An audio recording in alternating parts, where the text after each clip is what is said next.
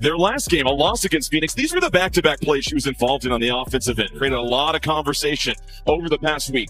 Clark would continue playing the rest of the second quarter and then would leave the middle of the third quarter with a back. The WNBA's biggest star has gone from dropping dimes and draining logo threes to limping off the court, clutching her side with her face contorted in anguish. This season alone, not once, not twice, but 4 times, the Indiana Fever dismissed it as a minor adjustment each time, claiming it was day-to-day, just some discomfort. However, her own physician is now taking over, and what he's saying might change everything. The actual narrative of Caitlin Clark's injuries isn't just about one superstar's anguish. It's about what's being hidden, who's being suppressed, and why the WNBA might be on the verge of losing the biggest thing it is going. Fans were already familiar with the routine by the time Clark limped off the court during the vicious Fever Sun game. A tough screen, a hard fall, and then the limp again. However, nobody was aware of the extent of this injury rabbit hole at the time. It was more than a groin strain. It was the 4th injury to the lower body in 2 months. Left quad, left groin, right groin, same story on different sides. Experts now refer to it as a textbook compensating injury pattern, where a single damage causes the body to subtly overcompensate, which in turn causes a strain in another area. It's like whack-a-mole with agony, and the more you ignore it, the worse it gets.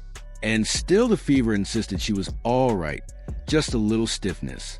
According to several orthopedic specialists who are not on the record, the severity of Caitlin's injuries is far from daily. At the very least, we are discussing week to week, and only as she receives complete rest, care, and rehabilitation. Instead, she's flying cross-country, playing for more than 30 minutes, and making promotional appearances for a league that is profiting from her celebrity without safeguarding the body behind it. Some fans have begun referring to it as exploitation. This is what's literally happening behind the scenes. Coming into the season, Clark allegedly added significant muscular mass, likely an attempt to prepare for the more physical pro game. However, if bulking up is not properly integrated, it also changes biomechanics. She used slightly different shooting mechanics, and her normal gait was disrupted by a slight change in her movement habits. The WNBA schedule is tough, with back-to-back games, intense defensive pressure, and little time for relaxation. The outcome is a body pushed over its limit, compelled to make up for every wound until it eventually fails. That's precisely what took place during the Fever's matchup with the Connecticut Sun.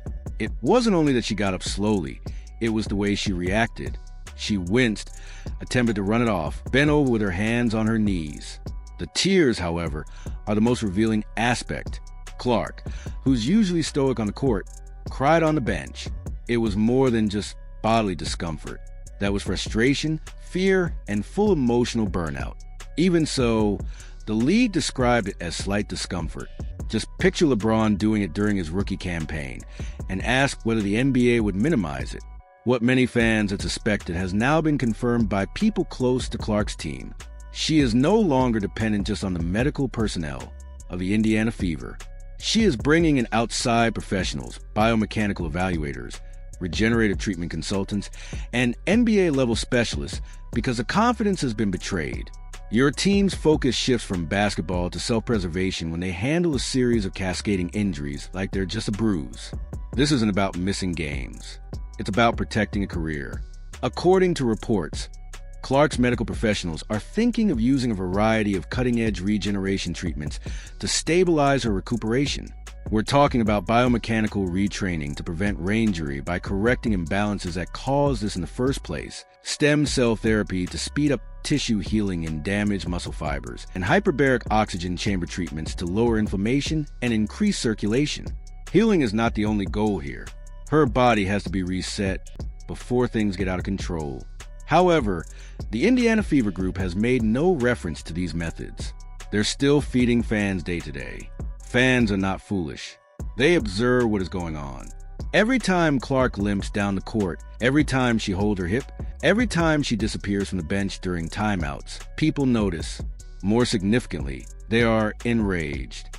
Hashtags are already trending, including Protect Caitlin, Feverfail, and Not Day to Day. Her own family has quietly voiced concerns, and other players have begun to express frustration about how the league protects or fails to protect its stars. What we're witnessing with Caitlin Clark is part of a larger shift in professional sports where elite athletes are no longer just listening to team doctors. They are taking charge of their bodies, hiring their own specialists, and speaking up when something doesn't seem right. Because at the end of the day, this isn't about allegiance to a jersey. It's about surviving in the workplace. Clark didn't struggle her way to the top just to watch it disintegrate because someone else didn't take her injury seriously. She's taking back control, which could be the best move she's made in her career. This is a crossroads point for the league. If they want Caitlin Clark to be the face of the WNBA, if they want the TV deals, the filled arenas, the sold-out apparel, they have to do the one thing they failed at so far: keep her safe. This entails more stringent enforcement of risky plays, better travel conditions, and public transparency on medical evaluations. And sure, that may require stepping in when teams mishandle injuries, because if the league can't establish they care for their stars, those stars won't stick around. Here's the hopeful part. Clark is not finished, not at all, since she now understands exactly who is on her side and what she needs to protect herself. This injury story might be the best thing that has ever happened to her in the long run. She'll rest, get well, and return with more strength. However, it won't be because she was told she was day-to-day. It will be as a result of her decision to heal properly. Clark isn't just battling defenders on the court. She's fighting a whole system off it, one that is quick to profit, slow to adjust, and all too ready to ignore injury indicators until it's too late. However, she is no longer cooperating.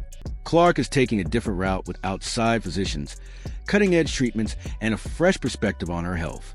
One that doesn't require consent. One that refuses to accept day-to-day living when the reality is week to week. And one that just might establish the new standard for athlete empowerment in women's sports. What's happening here isn't just a physical breakdown. It's a cultural one because Caitlin Clark has become a lightning rod for every failure, every outmoded system, and every shortcut the WNBA and the Indiana Fever have tried to take in handling the face of their league. Clark has been limping during workouts, wincing during lateral drills, and missing entire scrimmages behind the pre-game warm-ups and mysterious game-time decision labels. Although she has been going through the motions, anyone who is paying attention can see that she isn't fully committed. When the Fever say she's improving, they mean she can jog up the court without collapsing. That is not advancement. That is desperation. Additionally, jogging is a death sentence for her style of play because she depends on speed, angles, and quick decisions. The majority of athletes endure discomfort when competing. That's the work. Knowing when to say no is what sets the wise ones apart from the cautionary tales. Too many times, Clark said yes. After the initial groin pull, yes to continuing the game, yes to ramping up her back-to-backs with 0 rest days, yes to leading promotional events and media appearances with painful joints and sore muscles. She gave the WNBA all it asked for and more. However, she required time, attention, and a sensible medical strategy. Now she's paying for it. One of the most startling aspects of Clark's injury tale is how few veterans have stepped forward publicly to defend her. There is a collective protest among gamers who have spent years experiencing this reality, and there is a subtle gap between the new stars like Clark, who came with immediate popularity and significant endorsements, and the old guard who had to grind without national attention.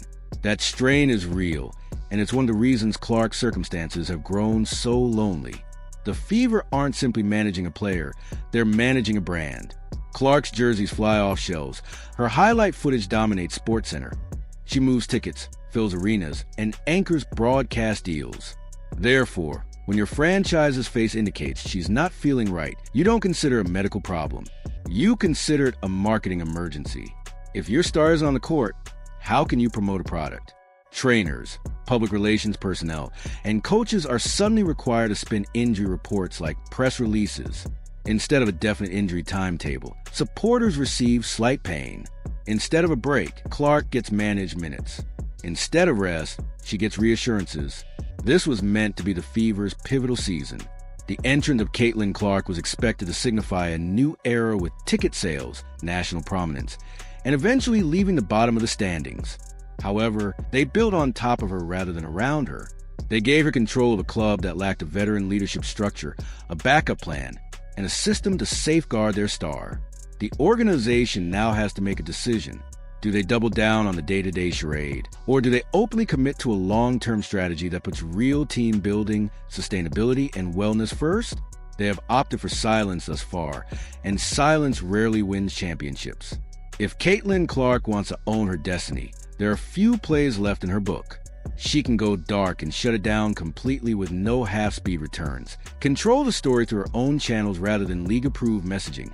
Advocate for medical autonomy with complete control over who manages her rehabilitation.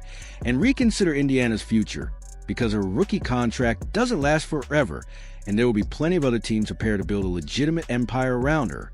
Now, the WNBA has a responsibility here too, because if Caitlin Clark flames out early due to mismanagement, that's not just an Indiana problem. That's a league-wide tragedy. They need to step in and set player protection protocols and examine team medical standards. Above all, they must support their stars rather than merely brand them. The league enjoys using Clark's image on bumpers and billboards, but it's time to show up when it counts. Although Caitlin Clark didn't ask to save the WNBA, her skill made her a symbol of optimism, change, and the pinnacle of women's basketball. She now represents something different, a cautionary tale, and a reminder that even the most successful people can burn out if those around them fail to recognize that behind the statistics and shoe sales is a human body that breaks, bends, and bleeds just like any other. This is more than a tale of a comeback. It serves as a warning. Clark is performing for all young girls who aspire to reach the summit without being shattered by the ascent. It wasn't only a medical issue when Caitlin Clark left the court during that game against Connecticut, clearly in pain. It was a turning point where would have been a long growing storm of friction between her, the Indiana Fever, and the greater WNBA ecosystem burst into a full-blown crisis. Now power, credibility, and the destiny of an entire league rest on the health of a single individual.